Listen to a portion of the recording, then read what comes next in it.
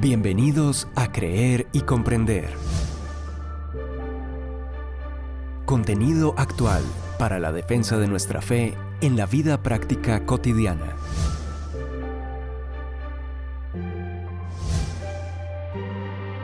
Un tiempo de aprendizaje junto al autor, conferencista y apologista Arturo Rojas. Iniciamos.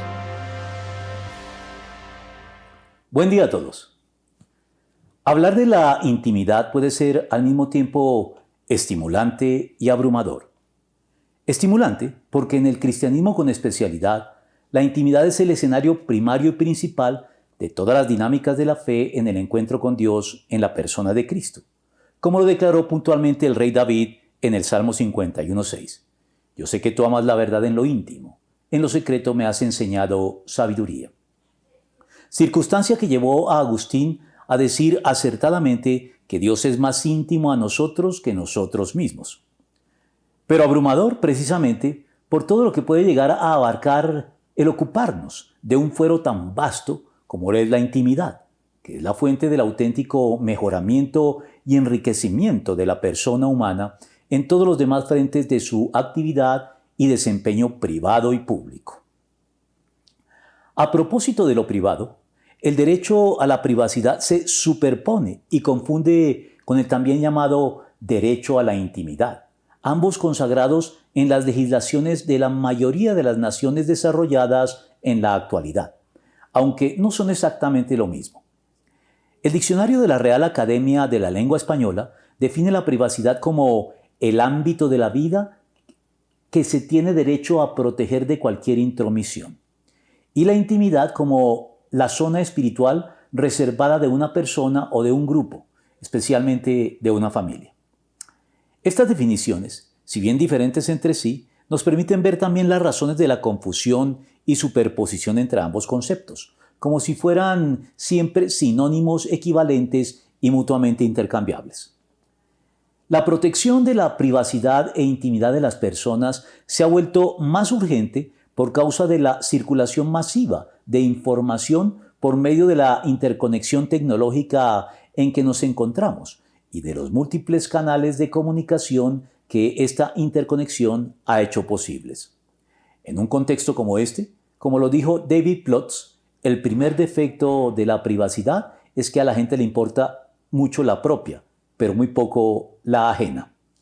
Ciertamente, estamos muy prontos a exigir este derecho, pero menos dispuestos a respetarlo en los demás.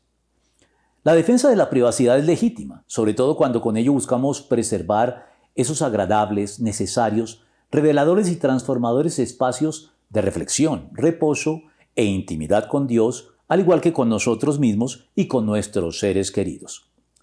Pero comienza a tornarse sospechosa cuando lo que pretendemos al invocarla es encubrir aquello que no deseamos que salga a la luz, por temor a que nuestro verdadero carácter y sus aspectos punibles queden expuestos públicamente para vergüenza y perjuicio nuestro. Quizá esto explique por qué nos sentimos tan atraídos cuando la privacidad del prójimo es vulnerada, dejando al descubierto censurables y escandalosas facetas de su vida, tendencia muy bien aprovechada en la actualidad por los llamados realities. El sensacionalismo amarillista de los medios explota esta inclinación de la naturaleza humana que anhela observar la caída de esos ídolos de barro erigidos con los personajes públicos admirados y envidiados por la sociedad, viéndolos así descender a los niveles del hombre común, para comprobar que ellos, más allá del glamour, la sofisticación y las candilejas con los que se adornan, también se revuelcan en el fango, al igual que el resto de los mortales sin distinción de clase o condición social, dándole la razón a Kant al declarar que la riqueza ennoblece las circunstancias del hombre, pero no al hombre mismo, y confirmando la revelación bíblica en el sentido de que el pecado es un flagelo universal que afecta a todos sin excepción y que tarde o temprano nos pone en evidencia ante los demás. Ahora bien, al abordar el derecho a la intimidad y a la privacidad de las personas, debemos reconocer la legitimidad de los secretos como lo sostiene Alfredo Rangel. No es correcto ni leal sugerir que detrás de todo secreto hay siempre un delito, o que las cosas se ocultan porque son ilegales o inmorales. Así como los estados no pueden existir sin ciertos secretos, las personas no pueden vivir sin cierta vida privada. Por eso las leyes lo garantizan. Porque si bien el secretismo sistemático no deja de generar sospechas de encubrimiento por parte de las personas o instituciones que lo fomentan, y da pie a todo tipo de teorías que ven detrás del secretismo institucional perversas conspiraciones en contra de la humanidad en general, también es cierto que guardar secretos es un legítimo derecho e incluso una necesidad humana, tanto a nivel personal e individual como a nivel institucional, sin que se esté obrando mal por ello. Si el secreto fuera por sí mismo una señal pecaminosa, el propio Dios sería puesto en entredicho, ya que Él mantiene en secreto, con todo derecho, información privilegiada. Lo secreto le pertenece al Señor nuestro Dios, pero lo revelado nos pertenece a nosotros y a nuestros hijos para siempre, para que obedezcamos todas las palabras de esta ley. Deuteronomio 29:29. Así pues, hay secretos que pueden buscar encubrir actividades censurables y condenables, pero también hay secretos necesarios e incluso obligatorios, que no incurren en encubrimientos de ningún tipo. Por supuesto, ante Dios no hay secretos, en lo absoluto, pero en el Sermón del Monte, Él mismo ordenó mantener en secreto actividades de la vida cristiana tales como la generosidad, la oración y el ayuno, que deben practicarse fundamentalmente en secreto, sin hacer ostentación pública de ellas, pues esto les resta su efectividad.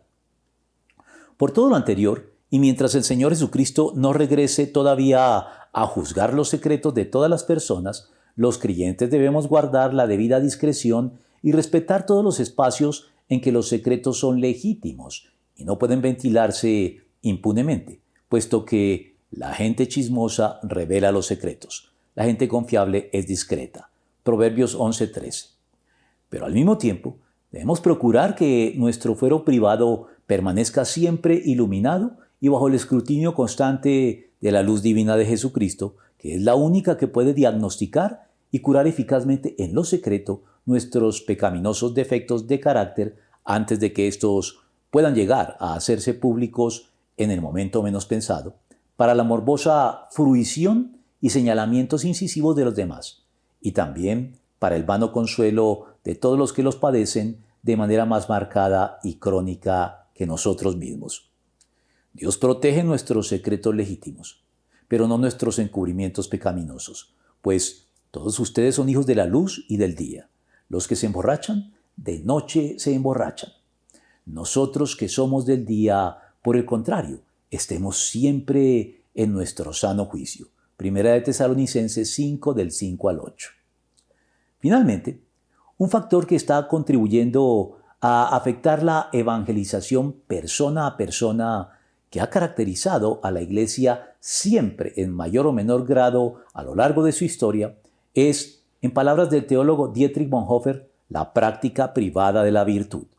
Es decir, la pretensión de muchos creyentes de conservar su intachabilidad privada de la contaminación que produce una conducta responsable en el mundo, al ceder a la sutil imposición condescendiente que caracteriza al pensamiento políticamente correcto, en el sentido de que la fe, la piedad y las convicciones religiosas son algo que concierne estrictamente al fuero íntimo y a la esfera privada del individuo, y que es ahí a donde debe restringirse o limitarse, pues la vida pública debe dirigirse con criterios diferentes.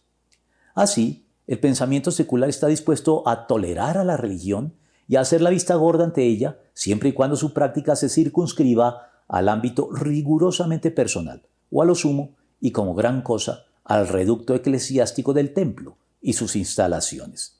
De exceder estos delimitados linderos, como de algún modo ocurre siempre con toda iniciativa evangelística, la fe corre el riesgo de ser atacada y descalificada.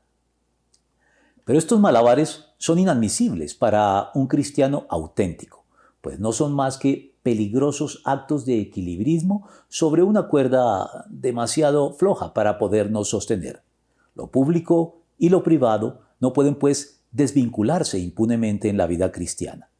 Y en conexión con ello, el pecado de omisión, aquel que no le hace mal, pero tampoco ningún bien a nadie, no puede seguirse justificando al amparo de este equivocado esquema que disocia lo privado de lo público, pues sea como fuere, comete pecado todo el que sabe hacer el bien y no lo hace. Santiago 4:17.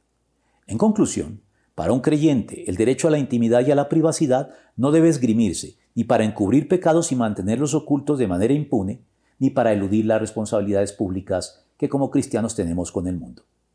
Nos veremos la próxima semana.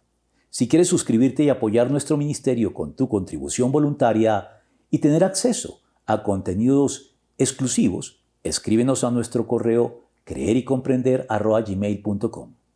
Saludos a todos.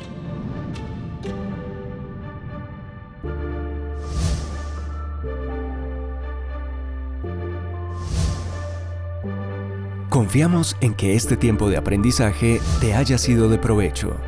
Te invitamos a compartirlo, suscribirte y seguirnos en nuestros canales digitales de Creer y Comprender. Hasta nuestro próximo podcast.